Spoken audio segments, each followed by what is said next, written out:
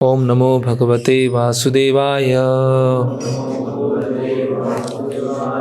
ओम नमो भगवते वासुदेवाय। ओम नमो भगवते वासुदेवाय।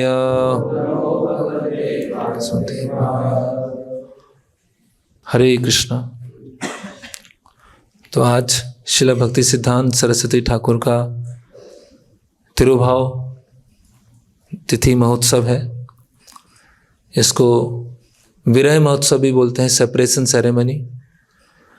और वैकुंठ विजय है ना, पुनः नित्य लीला प्रविष्ट, अपनी जो लीला है श्री राधा कृष्ण की जो लीला है, चैतन्य महाप्रभु की लीला है, उसमें दोबारा प्रविष्ट हो गए, है ना।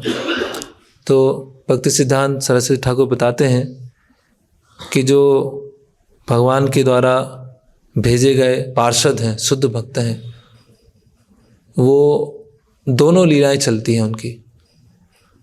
जब वो कृष्ण लीला में है, भगवत धाम में है, और भगवान के साथ आदान प्रदान कर रहे हैं, वो भी नित्य लीला है। और जो प्रचार कार्य कर रहे हैं, और प्रचार कार्य करते समय जो भूमिका स्वीकार की है, वो भी नित्य लीला है, वो भी हमेशा लीला चलती रहती है। तो श्रील भक्ति सिद्धांत सरस्वती ठाकुर की जो शिक्षाएं हैं, है ना, वो शिक्षाएं ऐसी हैं, उसमें एक विशेषता ये है कि उनके वाक्यों में और उनकी लेखनी में कोई भी चीज़ अस्पष्ट नहीं रहती थी। जो भी उसको पढ़ेगा या जो भी सुनेगा, उसको अवसर ही नहीं मिलेगा कोई मनोकल्पना करने का। जो भी बात है बहुत ही स्पष्ट रूप से प्रस्तुत की गई है। और कभी कभी उनकी जो वाक्य हैं और जो लेक्चर में बताते थे, उसको समझने में भी जो श्रोतागण हैं उनको समझने में समस्या होती थी। ये कभी कभी ऐसा होता था कि वो प्रवचन देते थे और उसके पश्चात उनके जो सीनियर डिसाइपल होते थे वो दूसरा प्रवचन देते थे उस प्रवचन के बाद में, जिससे अन्यों को और विस्तार से समझ में आए। और उनकी कुछ जो क्रियाएं हैं वो भी एक भौतिक भोग से जिसकी दृष्टि ग्रसित है, वो समझ नहीं पाएगा कि ऐसा कार्य क्यों कर रहे हैं। जैसे कि ये जो पुस्तक है श्री भक्ति सिद्धांत वैभव, उसमें ऐसे बहुत सारे अलग अलग वाक्यों को, प्रवचनों के जो ट्रांसक्राइब हैं उसको, उनके कार्यों को बताया गया है। तो उनके वाक्यों को सुन के ऐसा लगता था कि ऐसा है कि हमें अपनी दृष्टि को उल्टा करना है। आज तक हम जो सोच रहे हैं वो सब गलत ही सोच रहे थे। आज तक हम जो कर रहे थे वो सब कुछ गलत कर रहे थे। जो हम सोच रहे हैं, जो हम कर रहे हैं, जो हम व्यवहार कर रहे हैं, सब कुछ गलत है। तो श्रील भक्ति सिद्धांत सरस्वती ठाकुर की शिक्षाओं से ऐसा प्रतीत होता है, और ऐसी शिक्षाएं हैं कि हमें अपने दृष्टिकोण को 180 डिग्री करने की आवश्यकता है, उल्टा करने की आवश्यकता है। जब तक हम उल्टा नहीं करेंगे, उल्टे नहीं होंगे, उल्टे नहीं, अभी हम उल्टे हैं, सीधे नहीं होंगे, अभी उल्टे हैं। जब हम सीधे नहीं होंगे तब तक उनकी शिक्षाओं को हम समझ नहीं पाएंगे। जैसे कि भगवत गीता में बताया गया, ऊर्ध्व मूलम अधा शाखम अश्वत्थम प्राहुर अव्ययम छंदांसी यस्य पर्णानि यस्तम वेद सा वेद वेद। तो ये भौतिक जगत क्या है? आध्यात्मिक जगत का उल्टा प्रतिबिंब है। तो यहाँ पे हम जो भी कार्य कर रहे हैं, जो भी विचार कर रहे हैं, जो भी हम सोच रहे हैं, वो सब उल्टा ही कर रहे हैं। उल्टा करना मतलब हर चीज़ भोग की दृष्टि से कर रहे हैं। चाहे वो जो हमारा विचार है, जो हमारी क्रिया है, जो हमारा व्यवहार है, जो हम बोलते हैं, उन सब के पीछे कहीं ना कहीं भोग छुपा हुआ है। चाहे वो स्थूल रूप से भोग हो या चाहे वो सूक्ष्म रूप से भोग। तो भक्ति सिद्धांत महाराज बोलते थे कि हमें अपनी चेतना को पूरा 180 डिग्री चेंज करना है। वो जो भोग की वृत्ति है, भोग की मानसिकता है, भोग का व्यवहार है, भोग का विचार है, उस हर चीज़ को हमें सेवा बुद्धि में, सेवा के विचार में, सेवा के व्यवहार में चेंज करना होगा। इसीलिए कुछ कुछ चीज़ें उनकी एक सामान्य दृष्टिकोण से समझ में नहीं आती थी। जैसे जब वो ब्रजमंडल परिक्रमा करने जाते हैं तो वहाँ बोलते हैं कि जितने भी लोग हैं वहाँ सब नियोफाइट हैं, जबकि आज श्रील प्रभुपाद के समय पर और उससे 40 साल या 50 साल पहले जाएं और प्रभुपाद के समय से आज तो बहुत चेंज आया। धाम का जो बाहरी रूप है उसमें बहुत चेंज आया। तो भक्ति सिद्धांत सरस्वती ठाकुर उस समय बोल रहे हैं कि ब्रजमंडल में सब कौन है, नियोफाइट। और जो निर्जन भजन की बहुत भर्त्सना कर रहे हैं, है ना, निर्जन भजन, बहुत सारे उच्च वैष्णवों ने निर्जन भजन किया, अकेले में जाके घर को त्याग कर वन में जाके निर्जन भजन किया, लेकिन वो निर्जन भजन की क्या है, बहुत भर्त्सना कर रहे हैं। वो कहते हैं कि मैं गौर किशोर दास बाबा जी महाराज का केवल एकमात्र शिष्य हूँ और उनका कोई शिष्य नहीं है, जबकि गौर किशोर दास बाबा जी महाराज ने स्वयं कहा कि मेरे कई शिष्य हैं, लेकिन वो बोलते थे मैं केवल एक ही शिष्य हूँ और कोई शिष्य नहीं है। और दो घटनाओं में जो व्यक्ति श्रील भक्तिविनोद ठाकुर से मिले थे, उनके साथ घंटे, कई दिन, कई मास बिताए, उनके साथ अध्ययन किया, उन दोनों व्यक्तियों को भक्ति सिद्धांत सरस्वती ठाकुर ने कहा कि आपने तो कभी भक्तिविनोद ठाकुर को देखा ही नहीं, आप कभी उनसे मिले ही नहीं। तो इस तरह से कई उनके व्यवहार और बहुत ऐसा विचित्र प्रतीत हो सकते हैं। तो उनकी जो शिक्षाएं हैं, हालांकि शिक्षाओं का बहुत बृहद रूप है, लेकिन एक शिक्षा का जो सबसे केंद्र बिंदु है, सेवा और भोग में अंतर करना। क्या है सेवा, क्या है भोग, इसमें अंतर करना उनकी शिक्षाओं का क्या है, एक केंद्र बिंदु है। तो श्रील भक्ति सिद्धांत सरस्वती ठाकुर कौन है? एक तो उनका जो नित्य रूप है, प्रचार लीला है, उसमें रूप है। और वैसे कौन है? वो स्वयं अप्रत्यक्ष रूप से कन्फर्म करते हैं। तो भगवान श्री कृष्ण हैं, उनके कई भक्त हैं, बहुत महान महान भक्त हैं, कई पार्षद हैं। उन सब पार्षदों में सबसे जो प्रिय हैं भगवान कृष्ण के, वो हैं ब्रजवासी। सबसे प्रिय हैं जो हैं ब्रजवासी। और ब्रजवासियों में भी सबसे प्रिय हैं गोपियाँ। और जो अलग अलग गोपियों के समूह हैं, अलग अलग गोपियाँ हैं, उसमें से भी सबसे प्रिय हैं श्रीमती राधा रानी। और भगवान श्री कृष्ण जो हैं, उनका नाम है मदन मोहन, और राधा रानी है मदन मोहन मोहिनी, जो भगवान कृष्ण को भी मोहित कर लेते हैं। तो भगवान श्रीमती राधा रानी की सुंदरता से मोहित हो जाते हैं। और राधा रानी को के जो दिव्य सुंदरता है, उसमें भी भगवान कृष्ण को जो सबसे अधिक आकर्षक करता है, वो श्रीमती राधा रानी का दिव्य मुखमंडल, जो उनका मुखमंडल है दिव्य, वो सबसे अधिक आकर्षित करता है। और उसमें से भी सबसे अधिक आकर्षित करता है भगवान कृष्ण को उनकी दृष्टि, उनके नेत्र। और नेत्र में भी जब वो भगवान श्री कृष्ण की तरफ देखते हैं तो भगवान कृष्ण को सबसे आकर्षित करता है। तो राधा रानी जो भगवान कृष्ण की तरफ देख रहे हैं, उसके जो मूर्तिमान रूप हैं, वो है श्रील भक्ति सिद्धांत सरस्वती ठाकुर। तो किस तरह से राधा रानी की दृष्टि में केवल सेवा भाव है, राधा रानी की जो दृष्टि है उसमें सेवा के अलावा और कुछ नहीं, केवल सेवा भावना है। तो उस दृष्टि का जो मूर्तिमान रूप है वो श्रील भक्ति सिद्धांत सरस्वती ठाकुर हैं। और वो अपने जीवन से वो दर्शाते हैं कि सेवा क्या है और भोग क्या है। तो इस पुस्तक के प्रारंभ में, आमुख में, परम पूज्य भक्ति विकास महाराज बताते हैं कि श्रील भक्ति सिद्धांत सरस्वती ठाकुर के अंतिम लीलाओं के समय उनके जो शिष्य हैं, उनकी जो बायोग्राफी लिख रहे थे और उनसे चर्चाएं करते थे, और जो सीनियर शिष्य थे उनसे बातचीत करते थे और उसका कंपाइलेशन कर रहे थे। और उसका नाम रखा गया था सरस्वती जयश्री। तो उस पुस्तक में स्वयं भक्ति सिद्धांत सरस्वती ठाकुर ने भी इसको अनुमोदित किया है कि अगर किसी ने कोई भी शास्त्र नहीं पढ़े हैं, किसी को कोई संस्कृत श्लोक नहीं आता हो, या कोई भी उसको कोई पुण्यशाली पृष्ठ बैकग्राउंड ना हो, कोई भी धाम यात्रा नहीं की हो, अगर केवल वो भक्ति सिद्धांत सरस्वती ठाकुर के चरित्र को पढ़ता है और उनकी शिक्षाओं को समझने का प्रयास करता है, तो उसे और कुछ करने की आवश्यकता नहीं रह जाती। उनके चरित्र को पढ़ के और उनकी शिक्षाओं को जानकर सारे शास्त्र, सारी धाम यात्रा, सब कुछ उनके चरित्र और उनकी शिक्षाओं में उपस्थित है।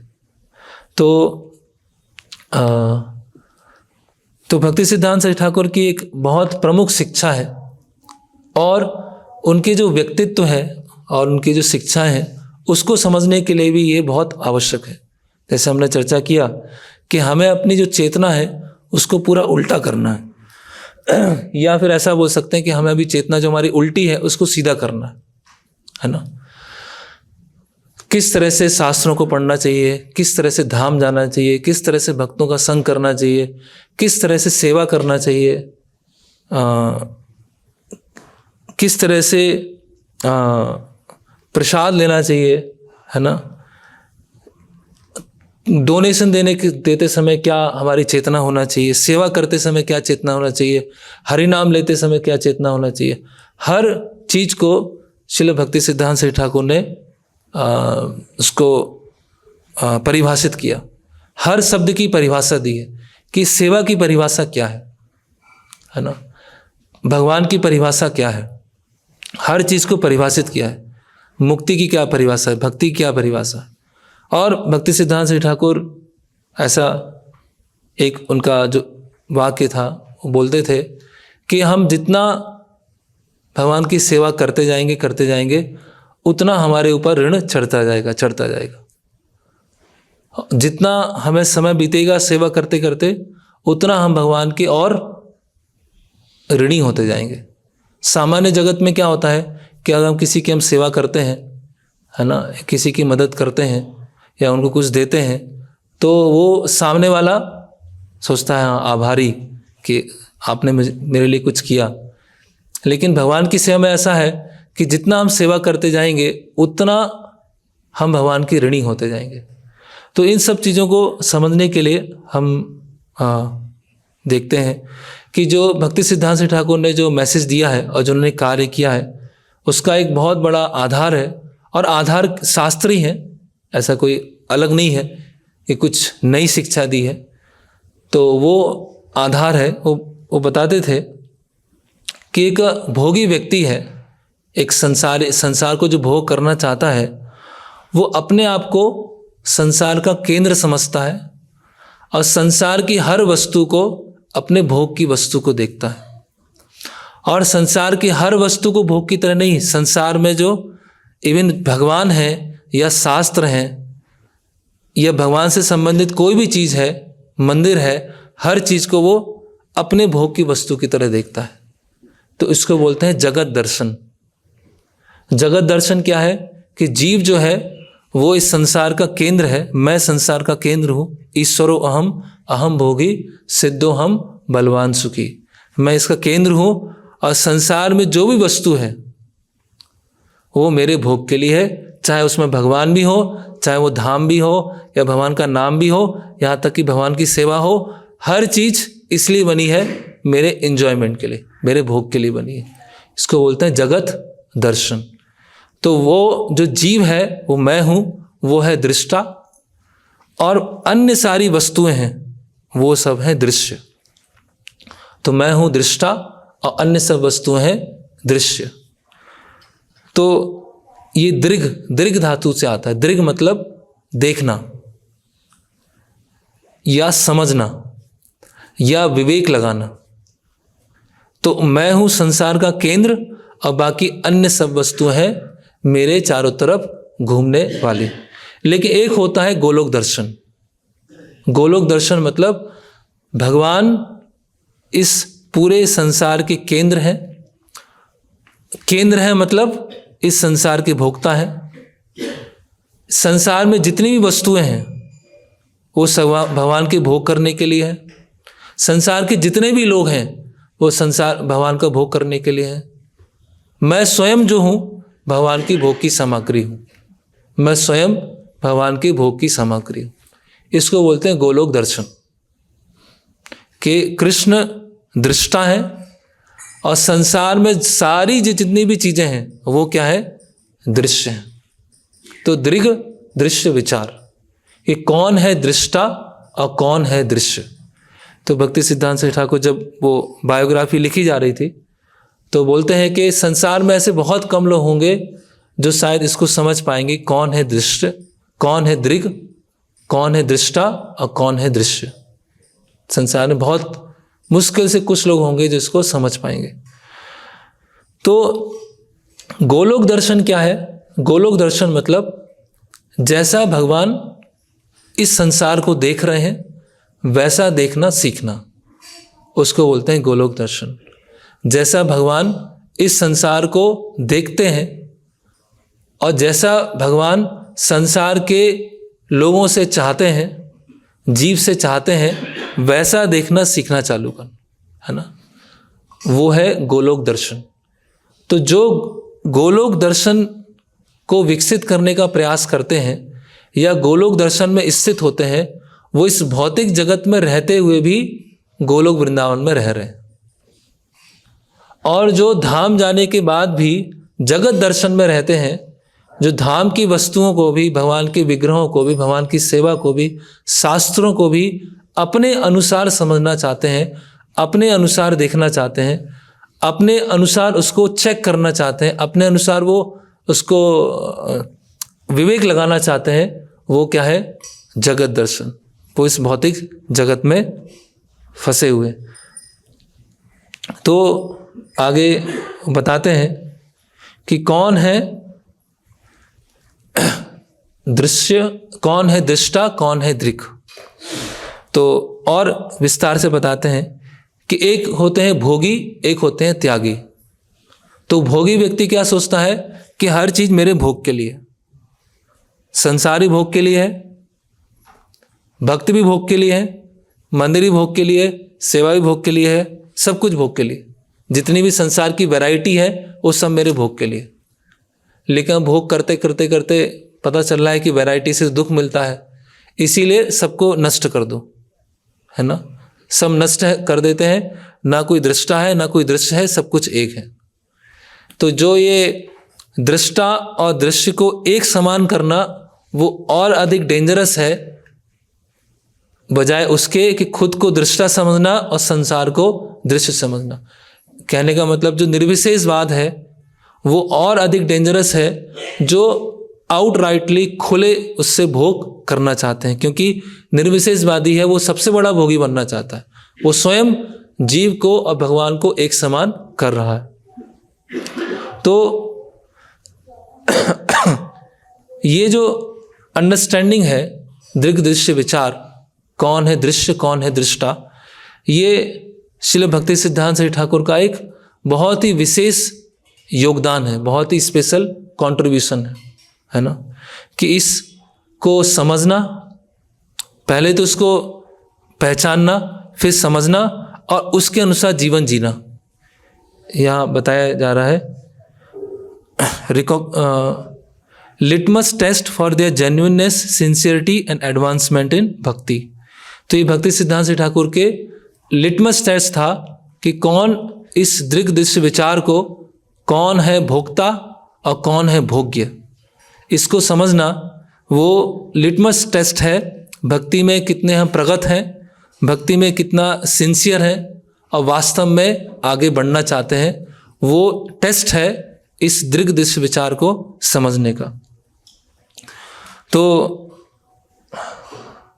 फिर आगे हम देखते हैं कि भक्ति सिद्धांत सरस्वती ठाकुर कई बार कहते हैं अपने प्रवचनों में कि भगवान को देखने का प्रयास मत करो, कुछ ऐसा करो कि भगवान को आपको देख के प्रसन्नता हो या फिर आपको देखने की इच्छा हो, है ना। भगवान को देखने का प्रयास मत करो, कुछ ऐसा करो कि भगवान जब उस जीव को देखें तो प्रसन्न हो। तो इसका व्यवहारिक अर्थ क्या है इसके व्यवहारिक अर्थ क्या ये है कि भगवान के दर्शन ही ना करें, भगवान को हम देखें ही नहीं, इसका अर्थ ये है? इसका अर्थ जैसे एक साधारण मीनिंग है, साधारण वाक्य है कि कोई क्लास है, क्लास में 50 स्टूडेंट हैं और वहाँ पे एक टीचर है। सारे 50 स्टूडेंट टीचर को देख रहे हैं, लेकिन टीचर को किसको देख के अच्छा लगेगा, किसको देख के प्रसन्नता होगी? सारे 50 बैठे हुए हैं, बेंच पे बैठे हुए हैं, नीचे बैठे हुए हैं, टीचर सामने खड़ा हुआ है और सारे 50 के 50 उस एक टीचर को देख रहे हैं। तो मैंने टीचर को देख लिया, बस हो गया। लेकिन अच्छा स्टूडेंट क्या होगा कि मैं टीचर को कैसे प्रसन्न करूं? जब मैं टीचर के सामने जाऊं तो टीचर मुझे देख के कैसे प्रसन्न हो? तो इसका मतलब वो टीचर, शिक्षक जो कैसे प्रसन्न होगा? जो बच्चा डिसिप्लिन होगा, अनुशासित होगा, जो बच्चा होमवर्क कर रहा है, जो बच्चा जो टीचर की बात है उसको सुन रहा है, जो टीचर ने बोला है उसको कार्य क्यों कर रहा है, तब वो बच्चा वहाँ खड़ा होगा तो टीचर देख, वो कितना अच्छा बच्चा है, शाबाश, कितना मेरी हर बात को मानता है, कितना अच्छा बच्चा है। तो सारे के सारे टीचर के सामने खड़े हैं, लेकिन टीचर को एक को देख के बहुत दुख हो रहा है और एक को देख के बहुत प्रसन्नता हो रही है। तो इसी तरह से भगवान के सामने जब हम दर्शन कर रहे हैं तो ये विचार कि क्या भगवान की दृष्टि जब हमारे ऊपर पड़ रही है, भगवान तो परमात्मा के रूप में ऑलरेडी हैं, उपदृष्टा अनुमंता च, तो क्या भगवान मुझसे प्रसन्न है? तो भगवान मुझसे प्रसन्न है, इसका मतलब उसमें निहित क्या है? क्या मैं भगवान की इच्छाओं को समझ पा रहा हूँ? या भगवान की इच्छाओं को मैं समझ पा रहा हूँ तो भगवान की इच्छाओं को समझ के उसको पालन कर रहा हूँ, या पालन करके उसको आगे बढ़ा रहा हूँ? तो अगर मैं ये कर रहा हूँ तो भगवान के सामने आने से भगवान प्रसन्न होंगे। अगर मैं ये नहीं कर रहा हूँ और भगवान के सामने आ रहा हूँ तो भगवान देख के क्या होंगे? दुखी होंगे। तो ये है कि भगवान को देखने का प्रयास मत करो, ऐसा कुछ करो कि ऐसा नहीं कुछ करके दिखाना है। उसका मतलब है कि भगवान की इच्छा को समझकर उसको व्यवहारिक रूप देने का प्रयास करना है, तब भगवान प्रसन्न होंगे। जैसे कि कोई व्यक्ति है बहुत अच्छे साफ सुथरा नए वस्त्र, धुले हुए वस्त्र पहन के किसी के सामने जाता है तो उसको थोड़ा अच्छा एक लगेगा कि हाँ थोड़ा साफ सुथरा नए वस्त्र पहन के आया है। कोई व्यक्ति कीचड़ में लौट के, पूरा कीचड़ लगा हुआ है और कीचड़ लग के पूरा किसी व्यक्ति के सामने आया तो व्यक्ति क्या सोचेगा? पहले नहा के आओ, है ना, दुर्गंध आ रही है, देखो पहले अपने आप को, पहले नहा के आओ, है ना।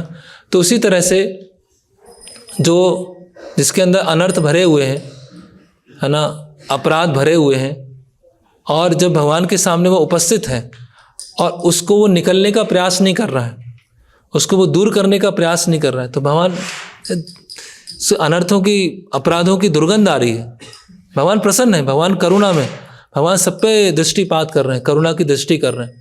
लेकिन जो अनर्थों से निकलने का प्रयास कर रहा है, जो अपराधों से निकलने का प्रयास कर रहा है, वो भगवान को अधिक प्रसन्न करेगा। और भक्ति मतलब भगवान को प्रसन्न करना, है ना। तो उसी तरह से यहाँ भक्ति सिद्धांत महाराज बताते हैं कि इसका व्यवहारिक क्या है। जैसे चैतन्य चरितामृत में आता है, ना गणी आपन सुख सवे वांछी तार सुख, तार सुख अमार तात्पर्य, मोरे यदि दिया दुख तार होए महासुख, से दुख मोर सुख वर्य। कि मैं अपने सुख की परवाह नहीं करता हूँ, मेरा सुख किस में है? भगवान के सुख में है। और भगवान के सुख देते समय अगर मुझे बहुत बड़ा दुख भी आता है तो वो बहुत बड़ा दुख वास्तव में बहुत बड़ा दुख नहीं है, बहुत बड़ा सुख है।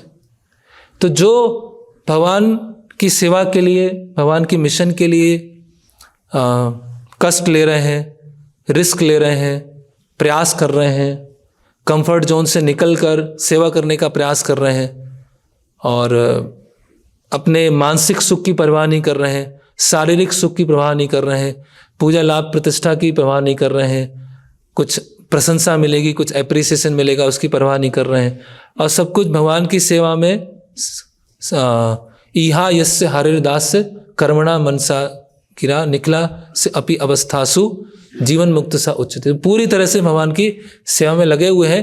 ये इसका प्रैक्टिकल एप्लीकेशन है कि भगवान को देखने का प्रयास मत करो, कुछ ऐसा करो जिससे भगवान जब जीव को देखें तो प्रसन्नता हो। तो इस तरह से भक्ति सिद्धांत श्री ठाकुर बताते थे कि जो भक्त अपने अलग अलग तरह की सुख की, यहाँ तक कि और उच्च स्तर है कि भक्ति से प्राप्त होने वाला जो सुख है उसकी भी इच्छा नहीं है, केवल किसकी इच्छा है कि भगवान को सुख देने का बस प्रयास है, और उसके अलावा कोई उद्देश्य नहीं है। तो भौतिकतावादी व्यक्ति क्या है, भगवान के पास में आते खुद सुख चाहते हैं। प्राकृत सहजिया क्या है, वो भक्ति के नाम पे खुद भोग करना चाहते हैं, है ना। तो उसी तरह से जब हम भगवान की सेवा करते हैं तो ऐसा नहीं है कि हम भगवान की सेवा करते जा रहे हैं और कुछ समस्या हुआ, कुछ गड़बड़ हुआ तो हमें लगा अरे मेरा तो इतनी सेवा करवा ली मुझसे, शोषण कर लिया मेरा, और देखो मुझे तो अभी पूछते ही नहीं है, या मुझे तो पूरा ऐसे ही छोड़ दिया, इतनी सारी सेवा करा ली। तो सेवा वास्तव में जो सेवा करने का हमें अवसर मिल रहा है वो हरि गुरु और वैष्णव उनके माध्यम से मिल रहा है। हम वास्तव में सेवा के योग्य नहीं हैं। सेवा कौन कर रहे हैं, है ना। लक्ष्मी सहस्त्र शतसंभ सेव्यमानम, महान महान भक्त भगवान की सेवा कर रहे हैं।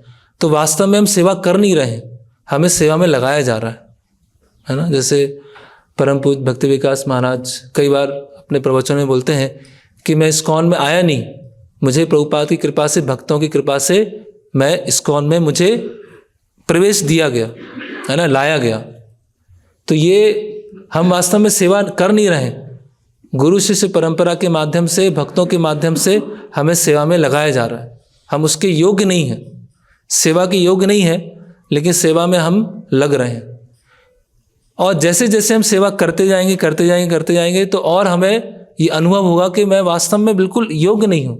इतने सारे अनर्थ हैं, है ना। हमारे जीवन सदा पापेरथ नाहिक पुण्य लेस पर रे उद्वेग दिया ची जेकत दिया ची जीवेर।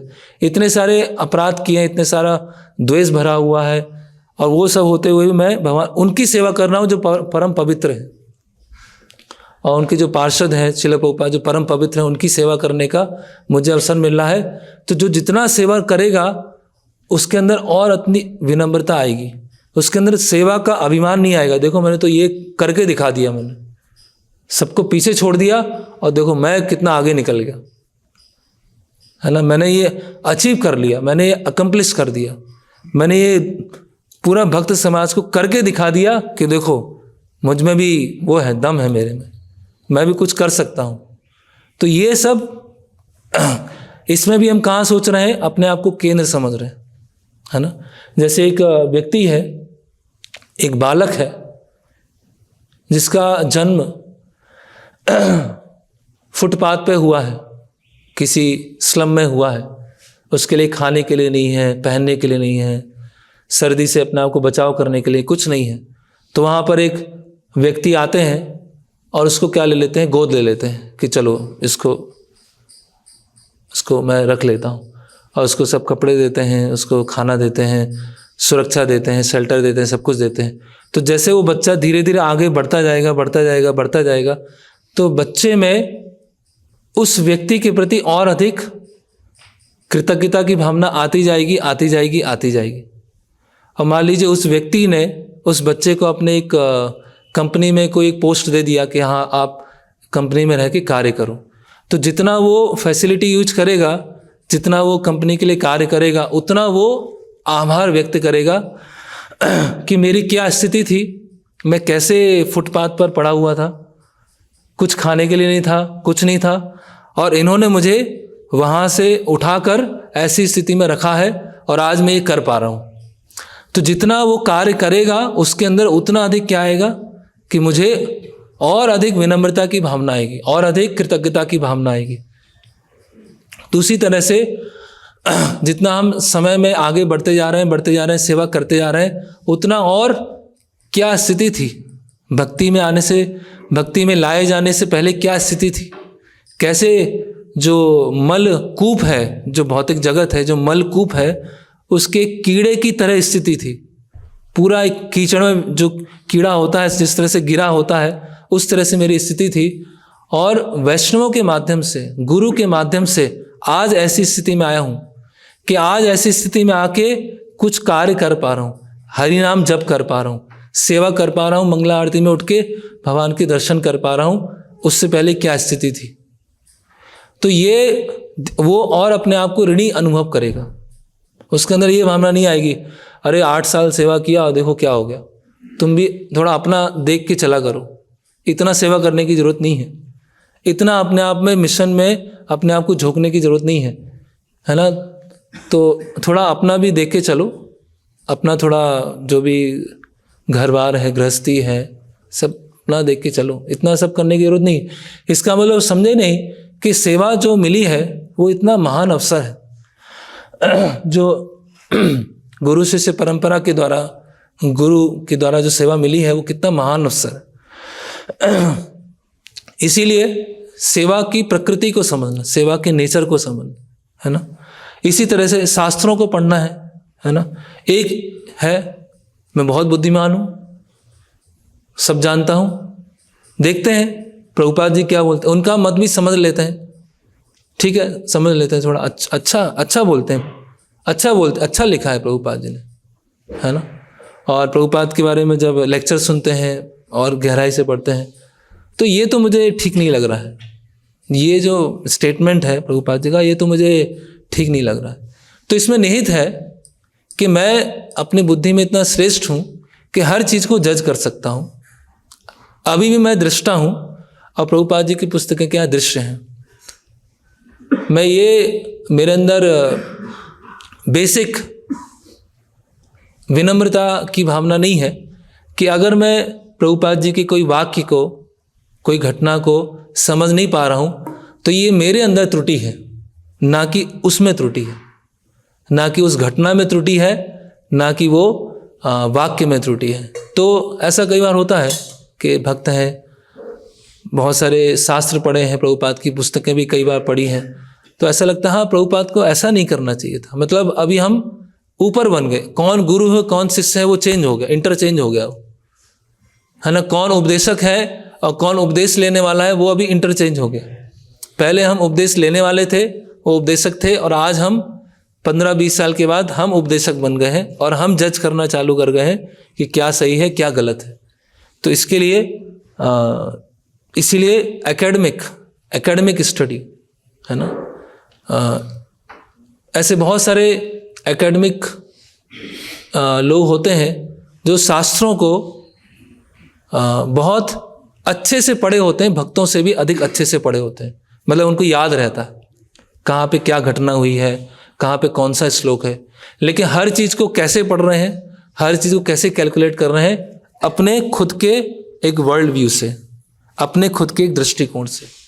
तो वहाँ भी हमारा क्या दृष्टिकोण है, मैं बिल्कुल सही हूँ, सही सोचता हूँ और मुझे सब पता है और मैं प्रभुपाद की पुस्तक पढ़ूंगा और जो सही लगेगा वो ले लूँगा, जो सही नहीं लगेगा उसको थोड़ा सा इंटरप्रेट करूँगा, नहीं प्रभुपाद तो ऐसा बोलना चाहते।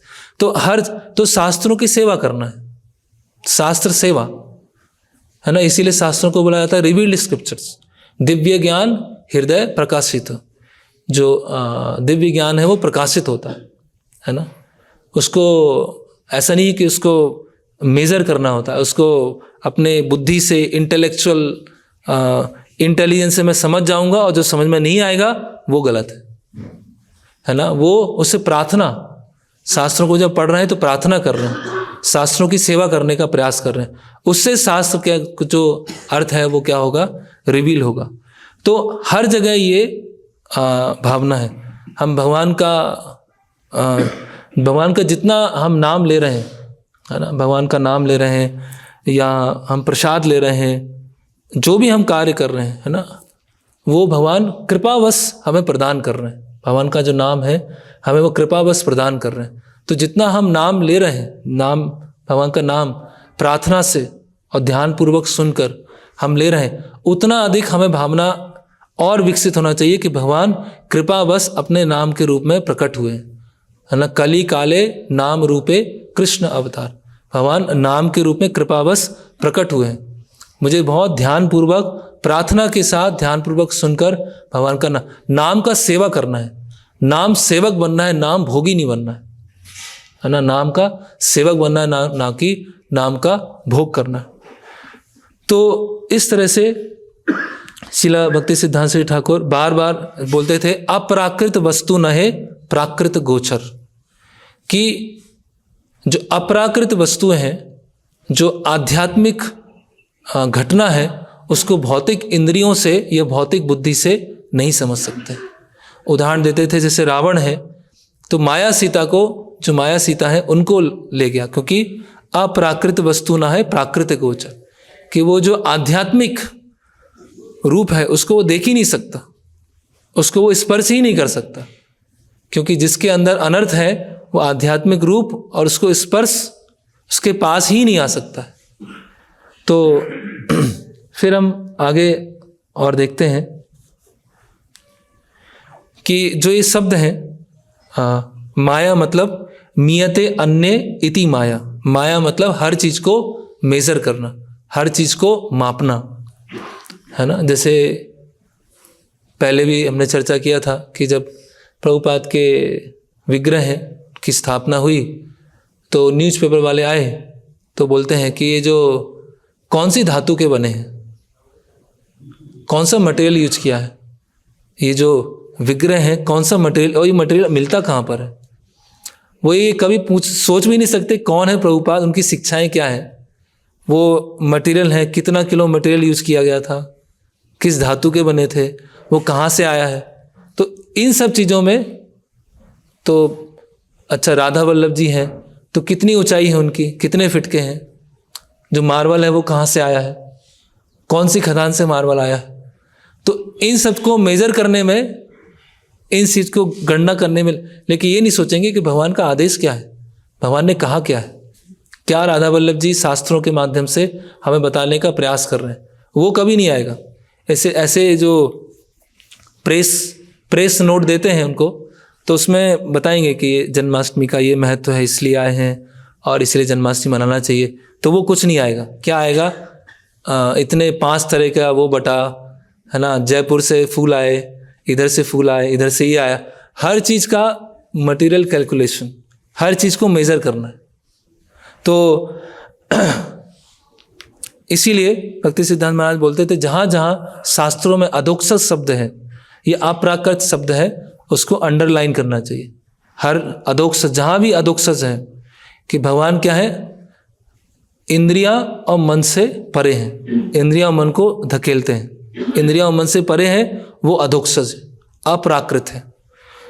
फिर जहाँ जहाँ ये शब्द आता था एम्पेरिसिज्म, एम्पेरिसिज्म मतलब इंद्रियों के माध्यम से ज्ञान को लेना, उसको हमेशा वो उसका खंडन करते थे।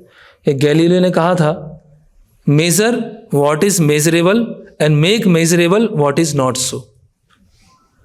हर चीज को मेजर करो, हर चीज का गणना करो, और जिसको मेजर नहीं कर सकते, गणना नहीं कर सकते, उसको मेजरेबल बनाओ, उसको जानने का प्रयास करो। इसीलिए बहुत सारे लोग जब भारत के बाहर से आए और उन्होंने वैदिक शास्त्रों को पढ़ा तो ऐसे बहुत सारी घटनाएं देखते थे कि वो दही का सागर है, दूध का सागर है, घी का सागर है ना, भगवान चतुर्भुज रूप में है। तो वो समझ नहीं पाते थे कि ये कैसे हो सकता है, दूध का सागर कैसे हो सकता है, दही का सागर कैसे, चतुर्भुज रूप में तो कोई होता ही नहीं है। तो सब कुछ अपने जो सो कॉल्ड साइंटिफिक माइंड है ना, पप्पी ब्रेन है, छोटा सा जो दिमाग है, उससे वो हर चीज समझने का वो प्रयास करते थे। फिर आगे उसी तरह से जैसे भक्ति सिद्धांत महाराज ने बताया, ब्रजमंडल परिक्रमा में गए तो बोलते हैं यहाँ सब नियोफाइट है, तो उसमें वो बताते हैं सब भक्त हैं, सेवा कर रहे हैं, मतलब भजन कर रहे हैं, सेवा कर रहे हैं, लेकिन किसी के अंदर ये भावना नहीं है कि प्रचार करना है। जो बद्ध जीव हैं, जो भगवान से दूर हैं, उनको कैसे दोबारा लाया जाए, उसकी वो भावना नहीं है। अपने उत्थान के लिए, अपने उद्धार के लिए सब प्रयास कर रहे हैं, लेकिन प्रचार के लिए करना, प्रचार कार्य में सहयोग देना वो नहीं कर। इसीलिए उन्होंने बोला नियोफाइट। फिर उन्होंने बताया कि शिला गौर किशोर दास बाबा जी महाराज का केवल मैं एक ही शिष्य हूँ, बाकी कोई शिष्य नहीं है। तो उससे बताना चाह रहे हैं कि मैं ही वास्तव में उनकी शिक्षाओं को उनकी कृपा से समझकर पालन करने का प्रयास किया। बाकी जो शिष्य हैं वो केवल कभी कभी महान जो गुरु हैं उनका शिष्य क्यों बनना है, गुरु बहुत महान है तो मेरा भी नाम हो जाएगा, है ना, मैं महान गुरु का शिष्य हूँ। या कई लोग गौर किशोर दास बाबा जी महाराज की नकल करने के लिए कि वो भी एक शौचालय में बैठ के जप कर रहे हैं, वो व्यक्ति, दूसरा व्यक्ति भी शौचालय में बैठ के जप कर रहा है। गौर किशोर दास बाबा जी महाराज को इतनी वाहवाही मिलेगी तो मैं भी उनकी तरह नकल करूँगा, मुझे भी वाहवाही मिलेगी। तो हो सकता है वो उनके साथ में ही हो।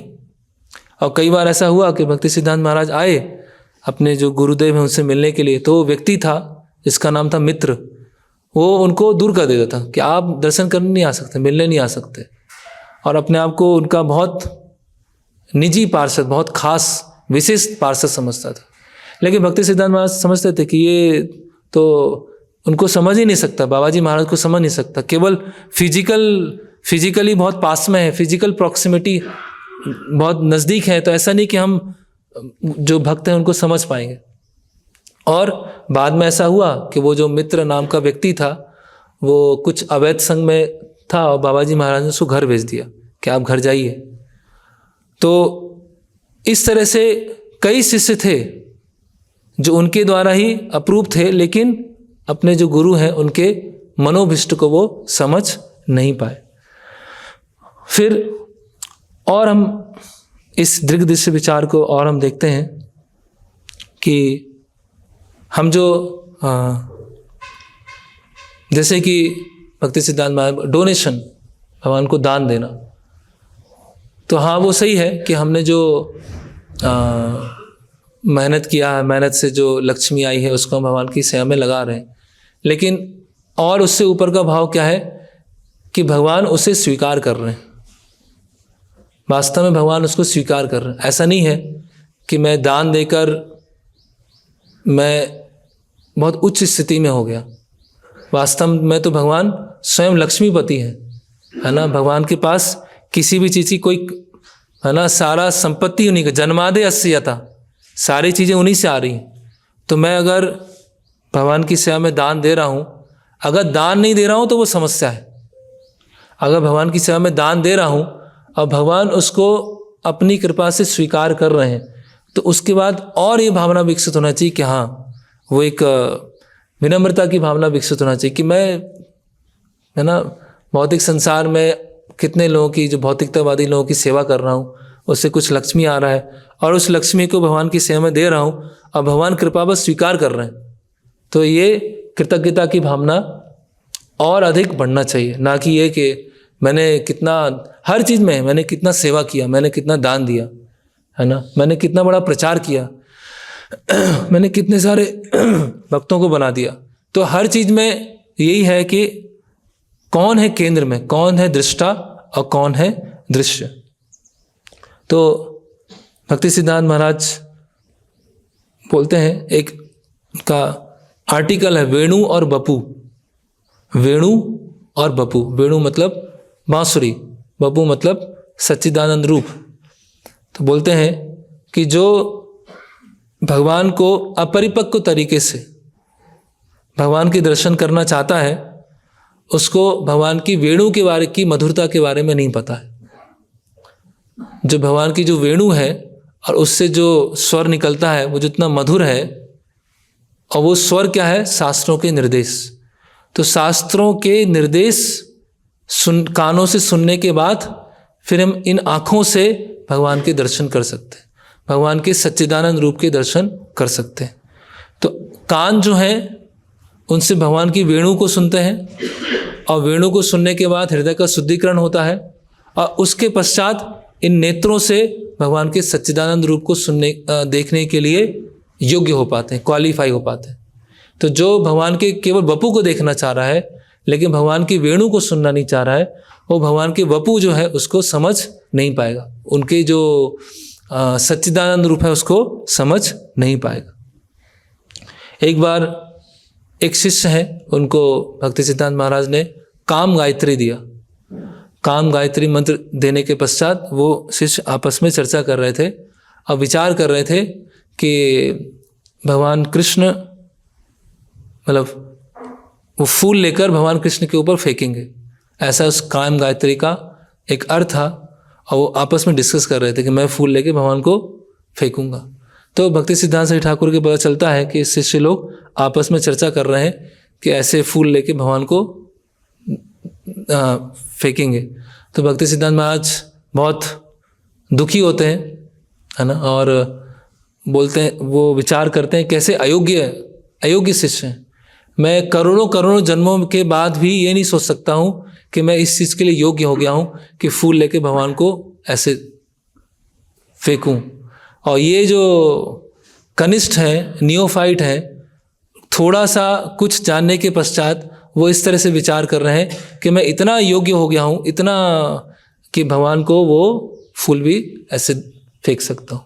तो कहने का मतलब क्या है कि भगवान जो सेवा प्रदान कर रहे हैं, है ना, वो क्या है, विष्टम्भेन गुरुर सेवा। तो उसी तरह से भगवान की जो सेवा है, जो वेदी साधन भक्ति में हम सेवा कर रहे हैं, बहुत आदर और सम्मान के साथ सेवा कर रहे हैं। भगवान ये अवसर दे रहे हैं, भगवान अवसर प्रदान कर रहे हैं, है ना। भगवान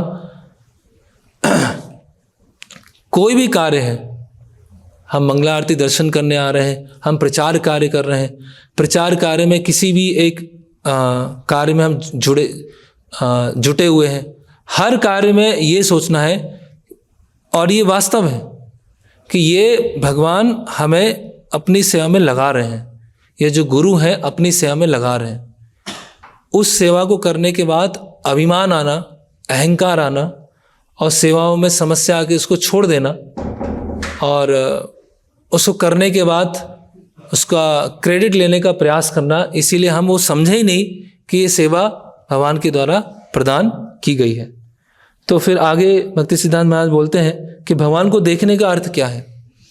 भगवान को देखने का अर्थ है कि पूरी तरह से 24 घंटे भगवान की सेवा में लगना। सीइंग भगवान means total engagement of the senses in his service.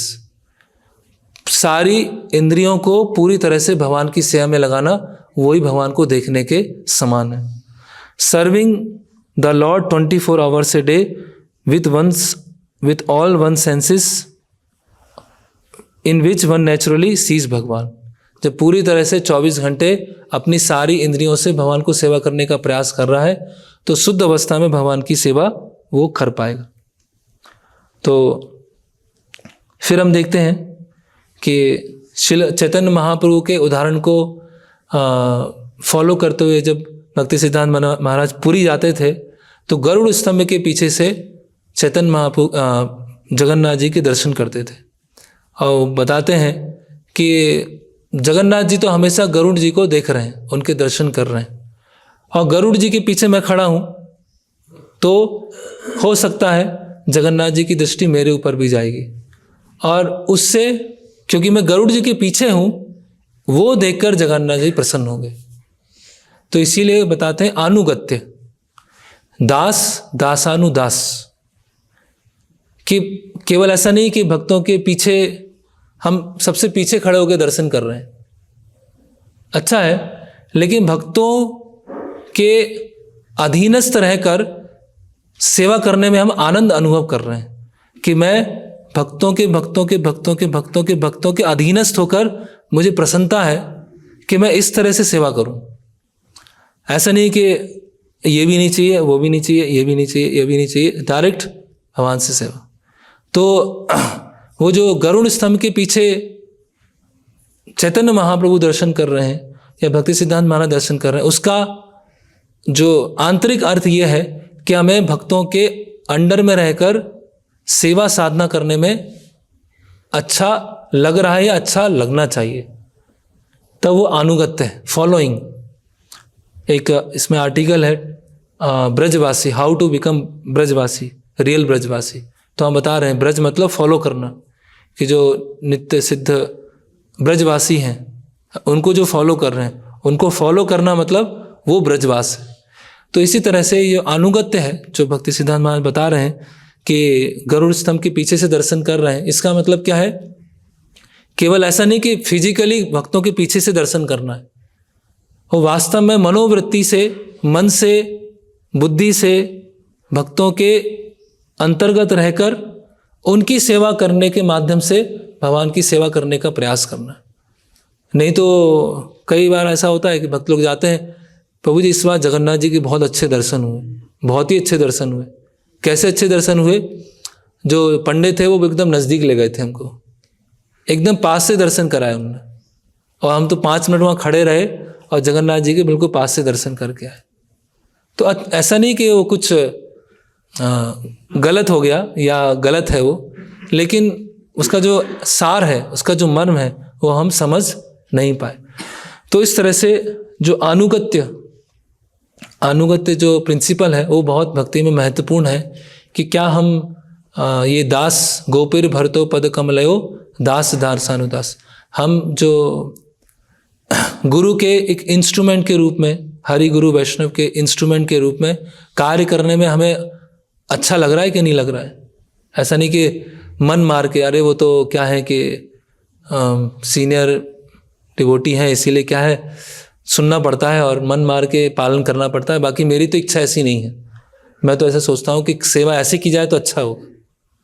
तो ये मतलब हम भक्ति का हम प्रिंसिपल को नहीं समझे, भक्ति की जो स्पिरिट है उसको नहीं समझे कि जो भक्त हैं उनके अंतर्गत रह के हमें सेवा करने का प्रयास करना चाहिए। नहीं तो वो है अर्चायाम ये हरिये पूजायाम श्रद्धेयते न तत् भक्तेषु चान्येषु सा भक्ता प्राकृता स्मृता कनिष्ठ अधिकारी। और भक्ति सिद्धांत महाराज अपने एक बताते हैं, उन्होंने जब देखा कि उनके मठ में कनिष्ठ अधिकारियों की संख्या बहुत बढ़ गई है तो वो कुछ वर्ष पहले ही छोड़ के चले गए। जब जो भक्तों की संख्या तो बहुत थी लेकिन अधिकतर कनिष्ठ मानसिकता, कनिष्ठ अधिकारी के स्तर पर थे। तो भक्ति सिद्धांत महाराज ने विचार किया कि अभी मुझे, प्रभुपाद अपने एक प्रवचन में बोलते हैं कि मेरे गुरु महाराज और कई वर्षों, कुछ वर्ष भी उन्होंने बताए हैं कि इतने वर्ष और वो प्रचार करना चाहते थे, लेकिन जब कनिष्ठ अधिकारियों की संख्या देखी तो उन्होंने निर्णय लिया कि अभी मुझे जाना चाहिए।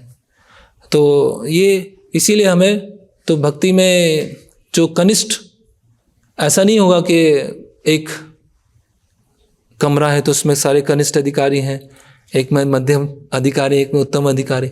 वो कनिष्ठ प्रवृत्ति जो है, कनिष्ठ मानसिकता है, वो बहुत वर्षों के पश्चात भी रह सकती है, कई वर्षों के पश्चात भी वो कनिष्ठ मानसिकता रहती है।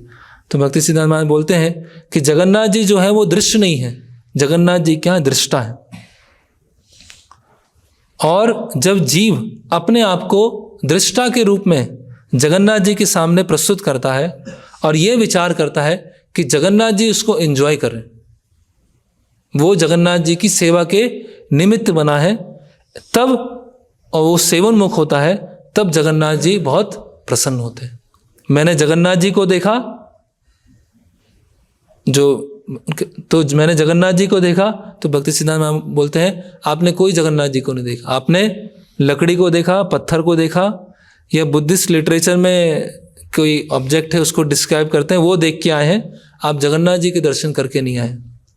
Eyes of flesh can never check out the सच्चिदानंद विग्रह, कि ये जो चर्म चक्षु हैं वो सच्चिदानंद विग्रहों को नहीं देख सकते हैं। उनको तो कौन देख सकते हैं?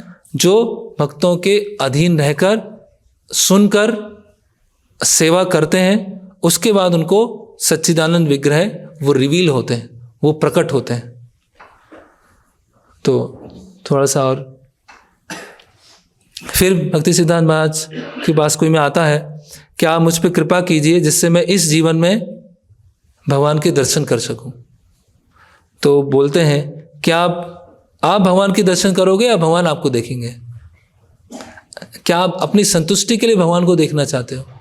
तो अगर अपनी संतुष्टि के लिए भगवान को देखना चाहते हो तो ये आपका करेक्ट एटीट्यूड नहीं है, ये आपकी सही चेतना नहीं है।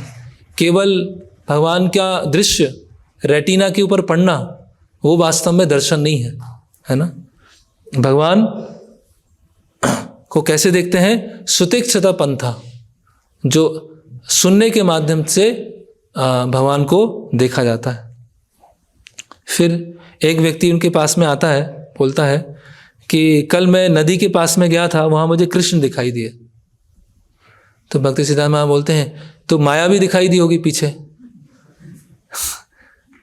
तो फिर बोलते हैं कि अगर आपको अभी भी माया दिखाई दे रही है और अभी भी आप माया से आकर्षित हो, इसका मतलब आपको कृष्ण नहीं दिखाई दिए, कोई भूत दिखाई दिया। क्योंकि अगर कृष्ण दिखाई दिए होते तो आपको माया और माया से जो आकर्षण है वो पूरी तरह से समाप्त हो चुका होता। तो कृष्ण के दर्शन करने का फल क्या है कि और किसी के अभी देखने की इच्छा नहीं है और किसी से किसी भी तरह का कोई आकर्षण नहीं है, तब वो कृष्ण के वास्तव में दर्शन होंगे। इसी तरह से जब हम धाम यात्रा करते हैं तो एक है धाम की सेवा, है ना। कई बार धाम यात्रा जाते हैं, हम इधर भी गए थे, इधर भी गए थे, यहाँ भी होके आए, ये भी खा के आए और सब होके आए, पूरा निपटा दिया मैं, बस होके आ गए, जाना था, अब सब हो गया, निपट गया, अभी अगला धाम जाएंगे, वो भी निपटा दिया हमने, वो तीसरे को भी निपटा दिया, पूरा कर लिया। तो ये क्या है? वो धाम भोगी हो गया, है ना। धाम की सेवा, जैसे प्रभुपाद ने कहा है कि आप 3 days और 3 years, आप 3 दिन के लिए वृंदावन आइए और फिर वृंदावन से प्रेरणा लेकर पूरे संसार में प्रचार कीजिए, या जो जहाँ आप सेवा कर रहे हैं उस स्थान को वृंदावन बनाइए। तो वृंदावन जाना या धाम जाना अपने आप में कोई गलत नहीं है, लेकिन अगर वो चेतना नहीं है ना, हर चीज़ में ये चेतना है, क्या मैं सेवा के लिए कर रहा हूँ, क्या धाम जा रहा हूँ तो सेवा के लिए कर रहा हूँ, या मैं ये सेवा कर रहा हूँ विग्रह सेवा, तो मैं क्या सेवा के लिए कर रहा हूँ, है ना। क्या मैं प्रचार कर रहा हूँ तो सेवा के लिए कर रहा हूँ, है ना। हर चीज़ में सेवा और भोग के बीच में मंदिर आते हैं। तो ये ना सोचे कि मंदिर से मिलेगा क्या, हम ये सोचें कि हम भगवान को क्या देंगे। तो हम मंदिर जाते हैं, अरे ये तो मिला ही नहीं, अरे ये तो हुआ ही नहीं, अरे तो ये हो गया। तो अभी भी हम अपेक्षा क्या कर रहे हैं, मुझे मिले, मुझे ये नहीं मिला, मुझे ये नहीं मिला, मुझे ये नहीं मिला, मैं अभी बहुत महत्वपूर्ण व्यक्ति हूँ, मुझे कुछ मिला नहीं। लेकिन हम ये सोचें कि हम भगवान को क्या दें, अब ये समय आ रहा है, ये वस्तु है, ये भगवान को देना है, ये भगवान को देना है, ये भगवान को देना, देने की भावना, भगवान को सेवा की भावना, ना कि लेने की भावना। तो हर जगह हमारी यही प्रवृत्ति है, चाहे हम धाम जाएंगे, चाहे मंदिर है, चाहे भक्तों के संग में है, चाहे प्रचार कर रहे हैं, हमेशा ये विचार मेरे लिए क्या है। अगर ग्रॉस रूप से नहीं है तो मेरे लिए प्रतिष्ठा है, यहाँ पर मेरे लिए वाहवाही है, अगर वो नहीं है तो ठीक है। तो इस तरह से शिला भक्ति सिद्धांत सरस्वती ठाकुर बार बार इस, और ये जो दृश्य विचार है वो भगवान से संबंधित भी है और जो शुद्ध भक्त हैं, महान भक्त हैं, उनसे भी संबंधित है। तो हम गुरु के पास में जा रहे हैं या जो महान भक्त हैं उनके पास जा रहे हैं, उनसे चर्चा करते हैं, देखते हैं कितना आता है, चेक करते हैं उनको भी। प्रभु जी ने ये तो ठीक बोला, लेकिन ये तो मुझे नहीं लगता प्रभु जी ने ठीक बोला। जो भगवान के जो महान भक्त हैं, महान आचार्य हैं, तो उनकी शिक्षाओं को पढ़ना, या हम जाते हैं जो हमारे पूजनीय गुरुदेव हैं उनके पास में जाते हैं, हम कुछ धारणा लेके जाते हैं और वो बताते हैं कि नहीं ये ठीक नहीं है, ऐसा किया जाए, ऐसा किया जाए। तो पता नहीं, समझ नहीं पाए, मुझे ऐसा लग रहा है मुझे समझ नहीं पाए, मेरी बात को समझ नहीं पाए, है ना, या ये ठीक नहीं बोला। इसका मतलब हम क्या सोच रहे हैं, वो मेरे सेवा के लिए निमित्त हैं, मैं उनकी सेवा का निमित्त नहीं हूँ, वो मेरे सेवा के लिए निमित्त है। तो हर चीज़ को हम ऐसे ही देखना चाहते हैं। तो जो गुरु हैं उन्होंने कुछ चीज़ें तो ठीक लगती हैं, लेकिन ये ठीक मुझे अच्छा ही लगता है ना, इसीलिए मैं थोड़ा सा दूसरी तरह से करूँगा, थोड़ा दूसरी तरह से कार्य करूँगा। तो इसका मतलब हर जगह हम वही अपनी जो भौतिक मानसिकता है उसको बार बार लेके आते हैं। इसीलिए सबसे पहले, जैसे भक्ति सिद्धांत महाराज बोलते हैं कि अपने आप को उल्टे से सीधे करना पड़ेगा। ये चीज़ स्वीकार करना होगा कि बहुत भक्ति में आने से पहले या भक्ति में भी जो भी हम अपने मन बुद्धि से गुरु के और शास्त्रों से इंडिपेंडेंट जो सोचते हैं, जो करते हैं, वो सब बेकार, सब हम गलत बोल रहे हैं। चल भी गलत रहे हैं, बैठ भी गलत रहे हैं, खा भी गलत रहे हैं, बात भी गलत कर रहे हैं, विचार भी गलत कर रहे हैं। क्यों गलत कर रहे हैं? क्योंकि हर चीज़ में भोग है। और भगवान के जो शुद्ध भक्त हैं, भक्ति सिद्धांत महाराज भगवान जो भी करते हैं सब सही कर रहे हैं। चाहे वो क्रोध कर रहे हैं, सही कर रहे हैं। अगर किसी बात से वो सेटिस्फाई नहीं है, निराश है, तो भी वो आध्यात्मिक स्तर पर है। किसी से खिन्न है तो भी सही है वो। तो बायस्ड नहीं होना पड़ेगा। भगवान और भगवान के जो शुद्ध भक्त जो भी करते हैं सब सही करते हैं, और बद्ध जीव जो भी करता है वो गलत करता है, क्योंकि उसमें भोग की चेतना होती है। तो यहाँ पर हम विराम लेते हैं। हरे कृष्णा कृष्णा कृष्णा हरे हरे, हरे राम राम राम हरे हरे। किन्हीं का कोई प्रश्न?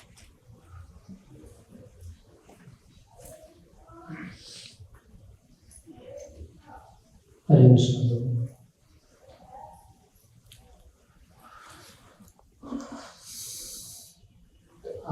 आप जो पहले मैं थोड़ा बोलूँगा, आप जो बोला मैं कोई मेरा प्रश्न से कोई विरोध नहीं, बट मैं जानने के लिए ऐसा अनुभव हो सकता मैं विरोध करता है, बट विरोध नहीं, दस मैं जानने के लिए ऐसा प्रश्न करूँगा। जैसा कोई वक्त तो बहुत काफी समय से सेवा कर रहा हूँ, गृहस्थ भक्त हो सकता, आश्रमवासी हो सकता है, तो अथॉरिटी उनका कोई ऐसा कृतित्व व ग्लोरिफिकेशन नहीं कर रहा। अथॉरिटी ग्लोरिफिकेशन व कृतित्व ग्लोरिफिकेशन, अच्छा हाँ, नहीं कर रहा। तो हम एक तरीके से ऐसा बोलता है ओ राम या राम, उनका राम, कोई व्यक्ति का से मनोभाव नहीं। कौन बोलते हैं? अथॉरिटी बोलते हैं, अथॉरिटी बोलते हैं। अथॉरिटी हमेशा कोई भक्त का ऐसा बोलता है। उन भक्ता मतलब जो सेवा कर रहे हैं बहुत समय से हैं, वो काफी समय से हमारे गृहस्थ भक्त हम प्राण और धीरे बस ऐसा सेवा करता है, कोई भक्त जीता है, कोई बहुत सेवा करता है, आश्रम वासी भी हो सकता है। तो थोड़ा ऐसा सेवा करने का बाद थोड़ा उनका स्थिति डाउन हो गया, सेवा छूट गया, तो हम ऐसा हमेशा कक्षों में अलग अलग समय में हमेशा यह क्या सेवा है, हमेशा सम्मान चाहता है या चाहता है या कोई नहीं। तो मेरा अभी प्रश्न है, एक तरीके से उनका नेगेटिव और बहुत नेगेटिव बहुत अच्छा नहीं बोलता है, तो मेरा प्रश्न है क्या कि मैं अथॉरिटी है, हमारे के कर्तव्य नहीं उनका कृतित्व देना। तो कोई अगर सेवा कर रहे हैं बहुत समय से और जो कोई अथॉरिटी है वो क्या बोल रहे हैं, हमेशा क्या कर रहे हैं? बहुत सेवा कर रहे हैं बहुत समय से, लेकिन वो किसी वजह से सेवा नहीं कर रहे, छोड़ दिए, तो वो क्या अथॉरिटी का कर्तव्य नहीं है कि वो जो उन्होंने किया है सेवा उसके प्रति कृतज्ञता को प्रकट करें, आभार को प्रकट करें, भले ही वो कुछ नेगेटिव चीजें उन्होंने अच्छा किया है उसके प्रति वो कृतज्ञता अप्रिसिएशन, हाँ वो करें जी ऐसा है ना? जी। तो जो अथॉरिटी हैं, तो अगर कोई सेवा कर रहे हैं, अच्छे सेवा कर रहे हैं, तो उनकी तो भावना ये होगी कि मुझे सेवा में सहायता कर रहे हैं, सेवा में हेल्प कर रहे हैं, या अन्य जो भक्त हैं इतने सारे सेवा कर रहे हैं इसीलिए मैं अपनी सेवा कर पा रहा हूँ। उनका मनोभाव ये नहीं होगा कि मैं सेवा में लगा रहा हूँ। जैसे प्रभुपाद जी क्या बोलते हैं कि आप सभी भक्ति सिद्धांत सरस्वती ठाकुर के द्वारा भेजे गए हैं, जो उनके मिशन में मुझे असिस्ट कर रहे हैं, जो उनके मिशन में मुझे असिस्ट कर रहे हैं। तो उसी तरह से अगर कोई भक्त हैं जो सेवा कर रहे हैं, तो जो अथॉरिटी है उनके तो मन में ये नहीं हुआ कि मैं ऊंचा हूँ, वो भी उनकी सेवा कर रहे हैं। जो अधीनस्थ हैं उनकी सेवा कर रहे हैं। अधीनस्थ की सेवा कैसे कर रहे हैं? उनको सेवा में लगाकर और सेवा में जो समस्या आ रही है उसके साथ डील करके, और उनको एक वास्तविक आध्यात्मिक धरातल पर प्रशंसा भी करते हैं, रिकॉग्नाइज भी करते हैं कि अच्छा सेवा किया है। तो वो तो अथॉरिटी करेंगे, लेकिन जो अधीनस्थ है वो सेवा कर रहे हैं अथॉरिटी, और जो अथॉरिटी है वो ऐसा नहीं सोच रहे कि ये मेरी सेवा कर रहे हैं, मैं भी इनकी सेवा कैसे कर सकूं, मैं इनको उनकी सेवा में कैसे हेल्प कर सकूं। जैसे भक्ति सिद्धांत महाराज बोलते हैं कि वो गुरु, अगर कोई वैष्णव अपने आप को गुरु समझता है तो वो गारू हो जाता है। ऐसे प्रभु जी, गोरू, गोरू मतलब गाय, पशु, पशुवत। तो जो गुरु है वो भी अपने शिष्यों को शिष्यों के सेवक की तरह देखता है। तो ऐसा नहीं कि अभी वो सेवा एक अलग स्तर पे हो सकती है। ऐसा नहीं कि शिष्यों के लिए प्रसाद बना रहे हैं, प्रसाद वो उनको आध्यात्मिक प्रगति हो, सेवा में कैसे संलग्न रहे, सेवा में समस्या से कैसे निकले। तो वो जो गुरु हैं या जो अथॉरिटी है उनका आंतरिक भाव भी क्या है? सेवक का ही है। कि मैं ऐसा नहीं हूँ कि यहाँ कोई मैं बॉस हूँ और सबको सेवा में लगा रहा हूँ। मेरी सेवा ये है कि अन्य लोग भगवान की सेवा कैसे करें। तो जहाँ आवश्यकता होगी वो उसको बताएंगे भी कि हाँ बहुत अच्छी सेवा कर रहे हैं, बहुत अच्छा है, इसमें ये सुधार किया जा सकता है, अब इसको ऐसे कीजिए। तो अंततः तो सब सेवा की है।